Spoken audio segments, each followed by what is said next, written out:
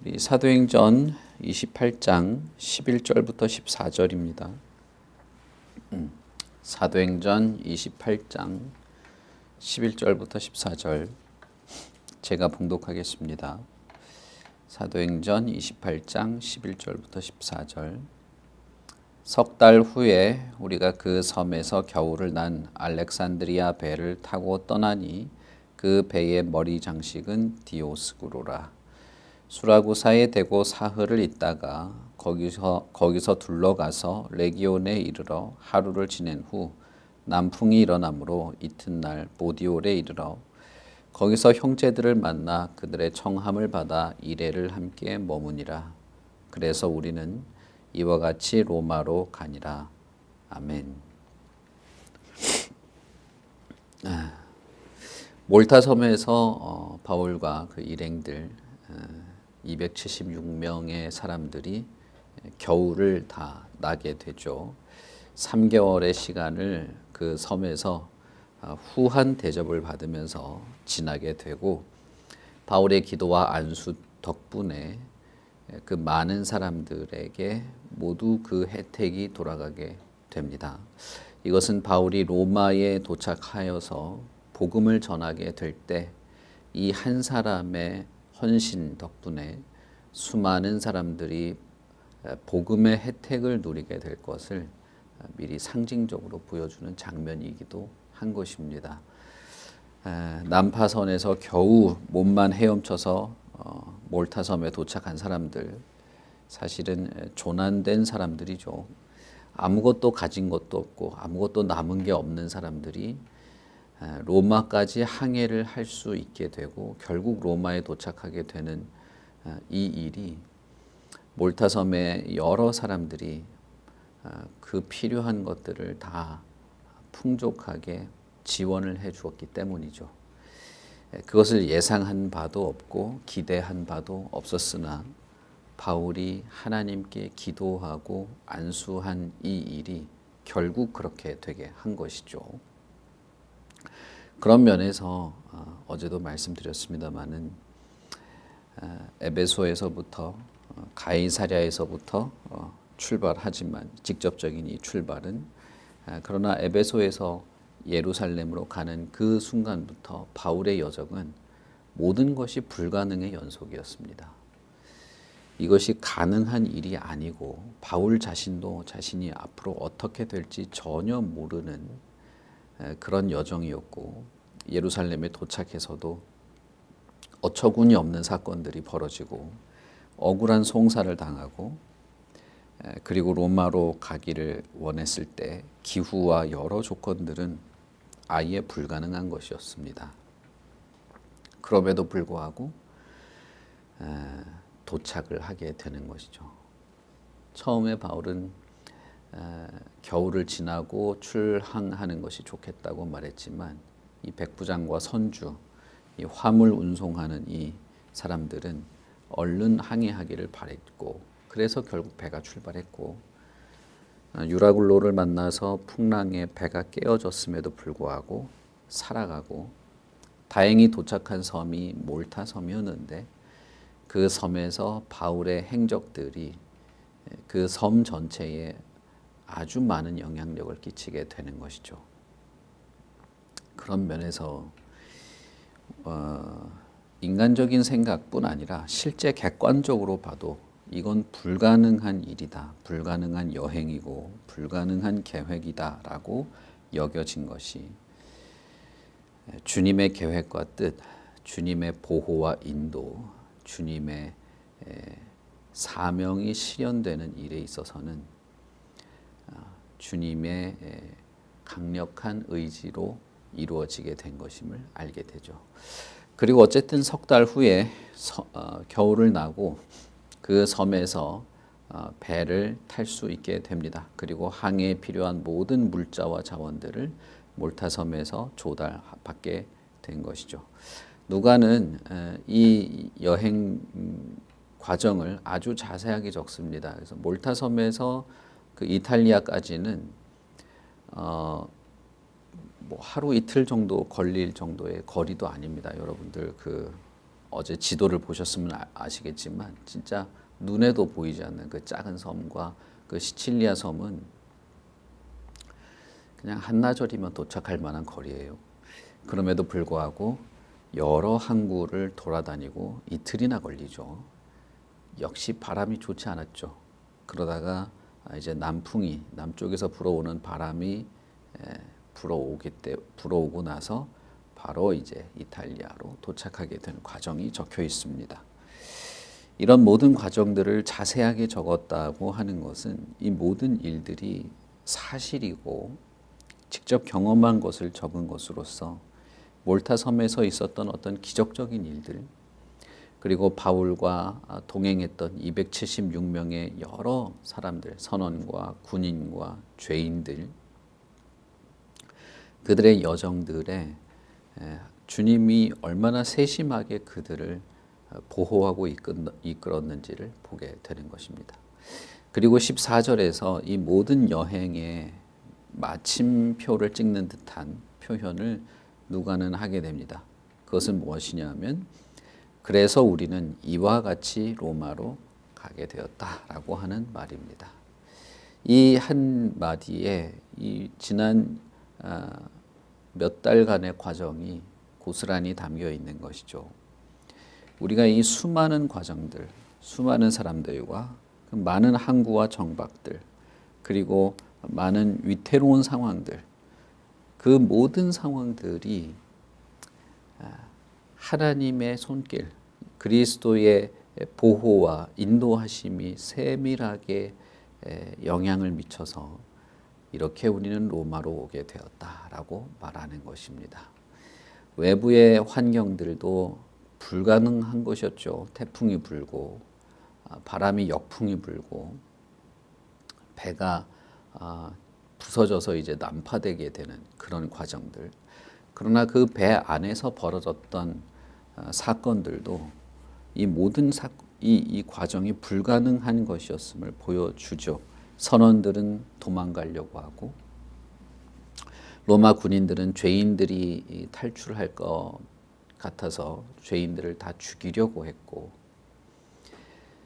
먹을 것을 먹지 못했기 때문에 거의 이주나 굶주리는 과정들이 배 안에서는 나름대로의 문제로 가지고 있었습니다. 그러니까 마치 우리가 이것을 객관적인 입장에서 카메라로 보듯이 그 화면을 봤다면 배 바깥에서는 완전히 이 풍랑에서 끝장난 것 같은 환경이 있었고 배 내부에서는 내부적으로 완전히 이 단합이 되지 못하고 그냥 재앙 같은 일이 벌어진 것이죠. 선원들이 배를 버리고 탈출하려고 했다는 장면에서부터 이미 소망이 없는 것입니다. 그러자 로마 군인들이 구명정을 다 바다에 내다 버리는 장면, 사실은 절망적인 것이죠. 어떻게든 몇 명이라도 사는 것이 마땅한데 이 로마 군인들, 로마에 의해서 이 문책받을 것을 두려워한 이 몇몇 뭐랄까요, 정치인들이라 해야 될까요? 이 사람들이 구명정을 갖다 버린 거죠. 만약에 우리가 그 자리에 있었다면 정말 민폐, 진상이라고 해야 되겠죠. 게다가 이 배가 깨어져서 사람들이 다 뿔뿔이 흩어지게 될 것 같으니까 죄인들을 잃어버렸다라고 하는 그런 말을 듣기 싫은 로마 군인들이 죄다 죽여버리자고 했죠. 배 내부에서도 사실상 바울이 로마에 간다는 것은 불가능의 연속이었습니다. 그러나 누가는 우리는 이렇게 로마에 도착했다라고 말하는 것입니다. 그것은 항해를 잘 했구나. 참 계획을 잘 세웠구나. 엄청 노력을 많이 했구나. 서로 간에 이 위기를 극복하려고 참 애를 많이 썼구나. 지혜를 서로 모았구나. 이런 것이 일절 가능하지 않았다는 것이에요. 우리가 로마에 도착하게 된 것은 처음부터 끝까지 성령께서 바울을 예루살렘으로 가도록 한 그 날부터 이 로마에 도착하는 이 순간까지 모든 순간, 모든 사건, 모든 환경이 주님의 손길이었다라고 하는 것을 말하는 것입니다. 그러니 이제 로마에 도착한 바울의 앞날은 어떻게 될까? 그것 역시 주님의 손에 이끌리고 주님의 손에 보호받고 주님이 주신 사명을 따라 살아가는 것 외에는 의미가 없는 것이죠. 우리가 이렇게 로마에 도착했으니 앞으로도 이렇게 로마에서 머물게 될 것이라는 겁니다. 이 누가의 이런 말처럼 바울은 로마에 가서 2년여 동안 감옥에 구류되게 됩니다. 물론 이 감옥은 우리가 예루살렘의 감옥처럼 그런 것은 아니고 가택연금 같은 것입니다. 그래서 무슨 예루살렘에 있을 때처럼 죄인들을 가두는 그런 감옥에 있었던 건 아니고 가이사 앞에 재판받기 전에 자유롭게 사람들도 만나고 편지도 쓰고 할 수 있는 어느 정도 자유가 허락되는 가택연금 정도에 있었습니다. 나중에는 바울이 이제 시위대 뜰에 갇히게 되는데 시위대 뜰에 갇히게 되었다는 것은 이제 사형수들이 사형을 받기 전에 머무르는 장소입니다. 그래서 바울이 로마 그 시위대 뜰에 갇혀 있을 때도 편지를 쓰게 되죠.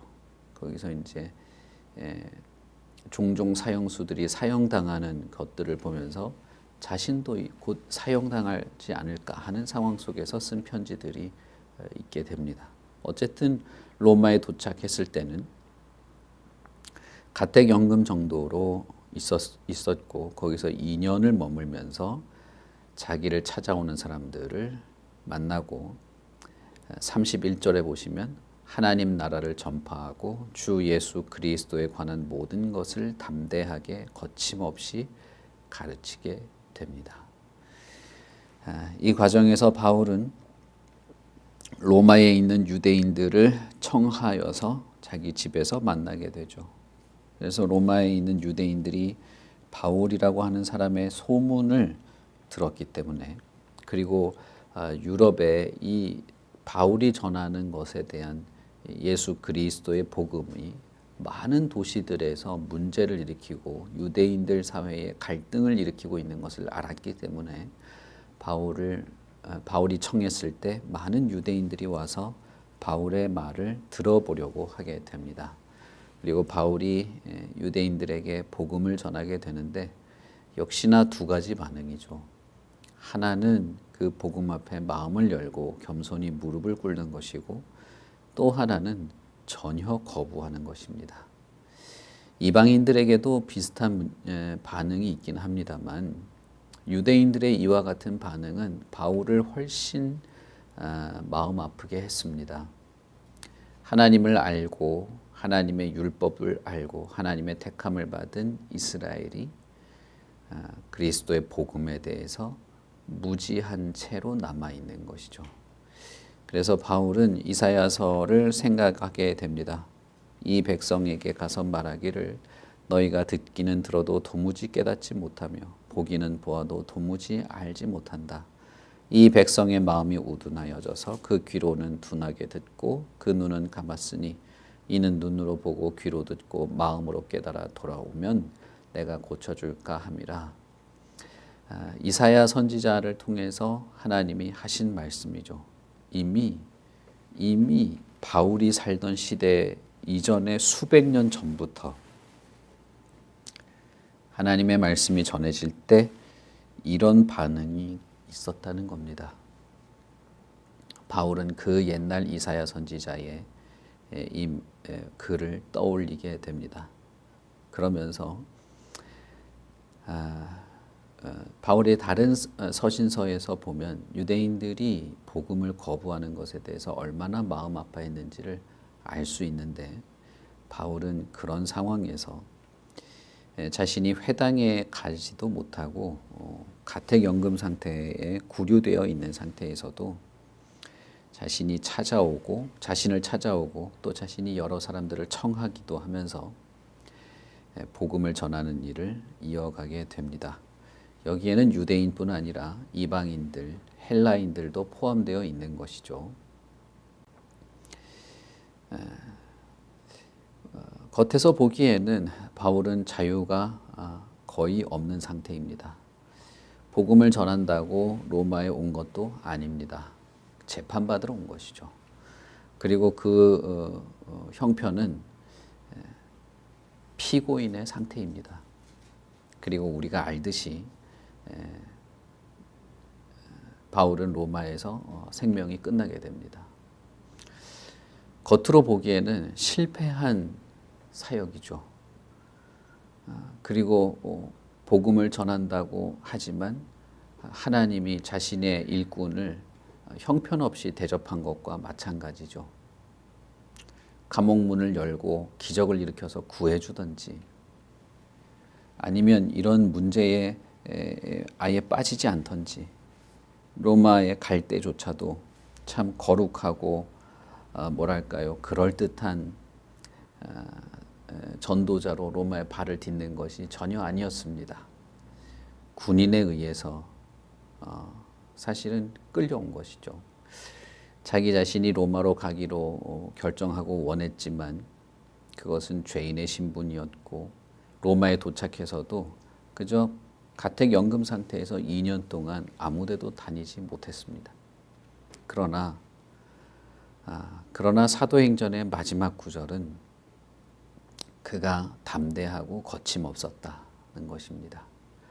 하나님 나라를 전파하는 일에 있어서는 주 예수 그리스도에 관한 것을 자신이 알고 있는 모든 것을 전하고 가르치는 면에 있어서는 그가 담대했고 거침이 없었다는 것입니다. 이걸 다른 말로 하면 바울의 상황은 어떻든 사람들의 눈에 바울이 어떻게 비치던 복음은 거침없이 전해졌다는 것입니다.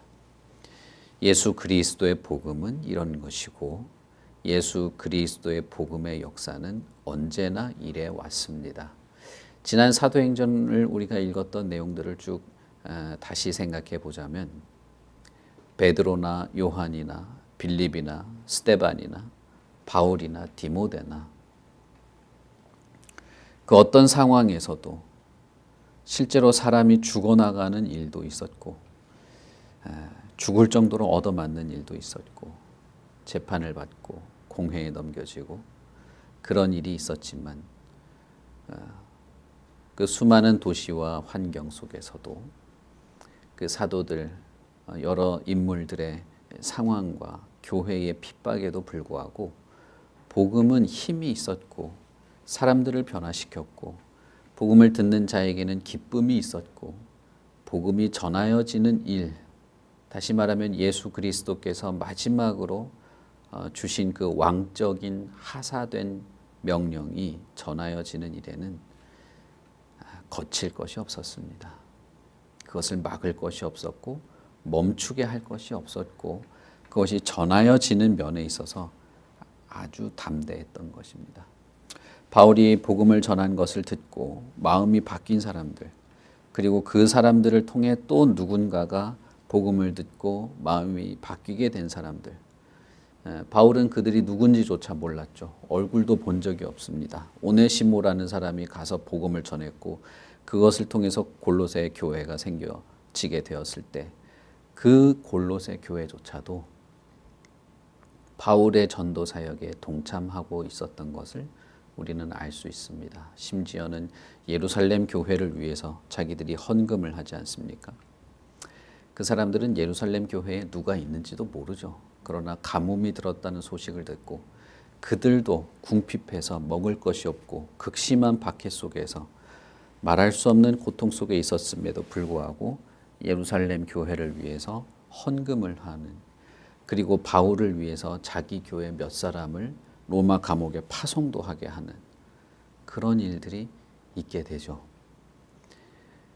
그것이 사도행전입니다. 그것이 성령의 역사이고 그것이 교회이고 그것이 한 사람의 헌신과 그 헌신에 따른 열매가 전 세계에 어떻게 교회를 세워가는가를 보게 만드는 것입니다. 바울의 마지막은 이렇게 끝납니다. 어떤 면에서는 사도행전은 열린 결말로 끝나는 것입니다. 바울이 어떻게 되는지는 정확하게 매듭짓지 않는 것이죠. 물론 이것은 누가가 로마에 2년간 머물면서 여전히 바울이 살아있는 동안에 이 편지를 썼기 때문에 그런 것이기도 합니다. 그러나 또 한편으로는 이 사도행전은 아직 끝나지 않은 것이죠. 하나님의 나라를 전파하고 주 예수 그리스도에 관한 모든 것을 담대하게 거침없이 가르치는 이 일, 이 사도행전의 이 마지막 장면은 아직 끝나지 않은 것입니다. 그 이후로 2000년의 시간이 더 지났지만 31절은 지금도 유효합니다. 바울뿐 아니라 바울에게 복음을 들은 로마의 그 수많은 사람들, 디모데나 오네시모 같은 사람들, 그리고 그들을 통해서 복음을 들었던 중앙아시아와 아프리카와 인도와 동유럽, 서유럽의 모든 사람들, 그리고 그 사람들을 통해서 극동의 이 중국과 한국, 일본에까지 복음을 들고 찾아왔던 그 많은 사람들, 그리고 우리나라에서 이 복음을 처음 듣고 예수 그리스도를 믿게 되었던 그 많은 순교자들이 사도행전 이 마지막 31절의 이 삶을 바울과 동일하게 살았습니다. 그러니 이 사도행전은 여기에서 열린 이 결말로 끝나는 것이 저는 정당한 결말이라고 생각합니다. 그리고 이 말씀 앞에서 겸손하게 예수 그리스도의 복음과 그의 교훈을 따라 살아가고 영혼을 깊이 사랑하고 하나님이 살아계신 것과 예수 그리스도의 보호와 인도를 따르는 모든 성도와 교회가 이 사도행전의 시대를 지금도 살아가게 될 것입니다. 제가 여러 번 말씀드렸습니다마는 이 역사는 멈추지 않습니다. 하나님의 마지막 심판, 요한계시록의 그 새 예루살렘이 이 땅에 오기 전까지는 이 역사의 큰 강줄기는 멈추지 않습니다. 우리가 이렇게 살지 않아도 이 역사는 흘러가는 거죠. 우리 교회가 이런 일을 하지 않고 살아도 복음의 역사는 정말 도도한 강줄기처럼 흐르는 것입니다. 그러니 정말 제가 바라고 간절히 소망하는 것은 이 도도한 강줄기가 흘러갈 때 강가에 따로 떨어져 있는 돌멩이처럼 있지 않는 것입니다. 우리는 그 강물에 같이 들어가서 흐르는 물줄기의 한 방울이 되어야 하는 것이죠. 우리가 아무것도 안 해도 주님의 역사는 찬란하게 이루어질 것입니다. 우리가 영적인 싸움을 싸우지 않아도 이 주님의 복음의 역사가 찬란한 승리를 얻게 될 것입니다. 우리는 거기서 구경꾼으로 있는 것이 아니라 그 승리의 현장에서 그 승리를 함께 누리며 즐거워하는 자들이기를 바랍니다. 우리가 거대한 폭포수나 거대한 강줄기가 될 필요는 없어요.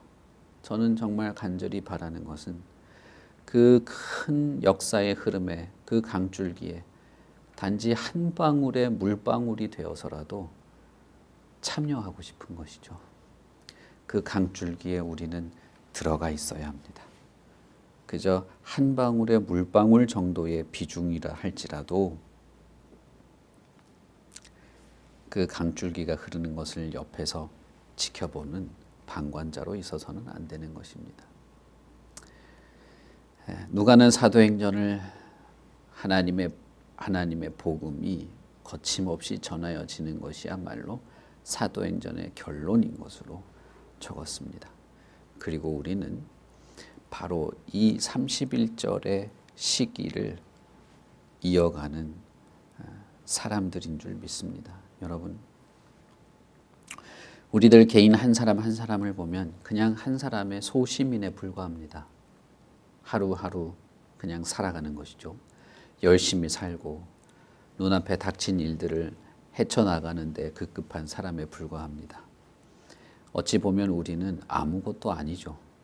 그러나 하나님의 눈으로 본다면 바울이라는 사람을 불러서 담대하라라고 그를 도닥이면서 힘들고 지칠 때 침묵하지 말라라고 도닥이면서 그가 사실 자신의 인생이 마지막이 어떻게 될 것인지까지도 어렴풋이 전하기도 하시면서도 결국 그를 사용하실 때 하나님의 눈은 단순한 소시민이고 별것 없는 한 사람이고 연약한 한 인간으로 본 것이 아닙니다.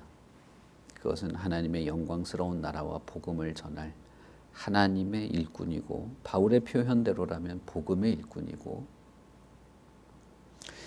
여러 선지자들의 표현이라면 주님의 손에 붙잡혀서 주님의 일에 쓰임받는 주님의 도구인 것이죠.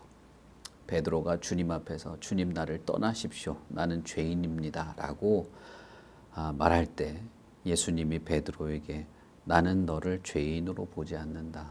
나는 너를 사람을 낚을 어부라고 생각한다. 라고 했던 그 마음이라고 저는 생각합니다.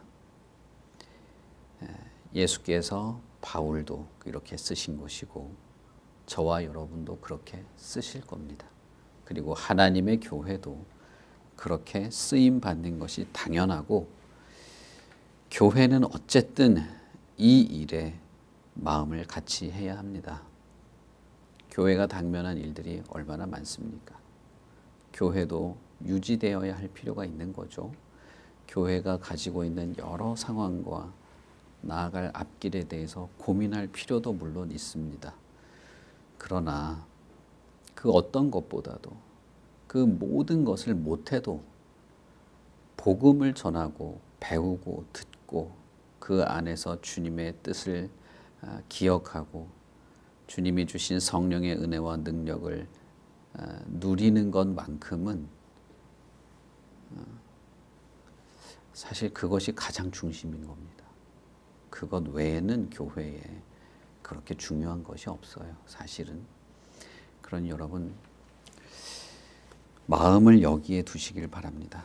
우리 교회가 참된 교회로 서 나가는 것에 대한 마음, 그리고 복음의 그 풍성한 은혜를 나도 누리고 내 주변에 있는 사람, 나와 함께 신앙생활을 하는 우리 성도, 지체들, 가족과 주님의 역사에서 주님께서 선택하시고 부르시는 모든 사람들에게 누리게 하는 이 일을 하는 것이죠. 우리는 그런 삶을 삽니다. 그리고 교회는 그런 일을 하게 될 것입니다. 거침없이 담대하게 하는 그것. 그러므로 저와 여러분, 우리 교회는 사도행전의 시기를 살아가는 교회가 되리라고 믿습니다. 우리 같이 기도하겠습니다. 하나님 아버지 은혜를 참 감사합니다. 예수께서 제자들을 부르실 때 그리고 낙담한 죄인들을 다시 만나셨을 때 부활하신 후에 그들에게 찾아가셔서 너희가 성령을 받게 될 것이고 그러면 너희는 능력을 받게 될 것이고 땅 끝까지라도 가서 내 증인이 될 것이라고 했던 주님의 그 선언과 명령과 하사하신 성령의 모든 은혜가 지금도 유효한 것인 줄 믿습니다. 이것은 과거의 이야기가 아니고 지금도 역사하는 하나님의 역사이고 지금도 현재형으로 역사하시는 성령의 역사인 줄도 믿습니다. 그러기에 우리가 복음을 들었고 그러기에 우리의 영혼이 생명을 얻었습니다. 예수께서는 부활하셔서 지금도 우리와 함께 하시고 교회의 머리가 되시고 모든 성도의 보호자가 되시는 줄도 믿습니다. 물론 우리가 살아가는 이 삶에서 많은 고통을 겪기도 하고 좌절을 겪기도 하고 막막한 앞길에 두려움을 느끼게 되기도 합니다. 그러나 그 모든 상황에도 불구하고 그리스도의 복음 진리는 생생하게 살아있고 그리스도의 복음의 진리는 드러나고 전파되고 증거되고 그리스도가 존귀하게 드러나야 되는 것임을 믿습니다. 우리가 참 해야 할 일도 많고 하고 싶은 것도 많고 얻고 싶은 것도 많으나 그러나 하나님 우리의 마음의 중심에 역사하는 예수 그리스도와 동행하는 이 일, 그리스도께서 우리를 통하여 이루시고자 하는 그것, 머리 되신 그리스도와 몸이 된 교회의 이 아름답고 경이로운 결합, 그 안에서 성도가 누리는 모든 은혜와 위로, 그리고 이 공동체를 통하여서 전달되고 배우고 풍성하게 나누어지는 복음과 그리스도의 교훈들, 그리고 마침내는 우리의 삶과 교회의 모든 사역을 통해서 복음의 아름다운 열매가 맺어지게 되는 이 일만큼은 어떤 상황이든 어떤 형편이든 멈추지 않을 것임을 믿습니다. 이것이 담대하고 거칠 것이 없는 것임을 믿습니다. 바라건대 하나님 아버지, 참사랑교회 모든 성도들, 그리스도 안에서 새 생명을 얻은 모든 성도들, 이 땅에 하나님을 아버지라 부르며 하나님께 예배하고자 발걸음을 옮기는 모든 성도와 교회들이 이런 성령의 인도하심과 은혜, 주님의 보호와 사명을 잊지 않고 마음에 품고 성령의 도우심을 따라서 그리스도께서 주시는 용기와 힘을 얻어서 담대한 복음의 일꾼이요 그리스도의 몸된 지체요 교회로 성도로 살아가게 하시옵소서. 이 세상 어느 자리 어느 때라도 복음이 전하여지게 하시고 우리 성도들의 삶의 현장에서도 늘 살아 역사하는 복음의 역사가 있게 하여 주시옵소서. 우리의 영혼을 굳세게 붙잡으시고 위로하시고 성령의 충만한 은혜 안에서 소망 가운데 살게 하여 주시고 악한 것으로부터 건지시고 죄로부터 능히 죄와 싸워 이길 수 있는 충만한 은혜를 더하여 주셔서 하루하루를 우리가 교회답게 성도답게 그리스도의 일꾼답게 살아가게 하시고 하나님의 나라에 이르기까지 우리가 멈추지 않도록 그렇게 인도하여 주시옵소서. 감사합니다. 예수님 이름으로 기도합니다. 아멘. 하늘에 계신 우리 아버지여, 이름이 거룩히 여김을 받으시오며 나라의 임하옵시며 뜻이 하늘에서 이룬 것 같이 땅에서도 이루어지이다. 오늘날 우리에게 일용할 양식을 주옵시고 우리가 우리에게 죄 지은 자를 사하여 준 것 같이 우리 죄를 사하여 주옵시고 우리를 시험에 들게 하지 마옵시고 다만 악에서 구하옵소서. 대개 나라와 권세와 영광이 아버지께 영원히 있사옵나이다. 아멘.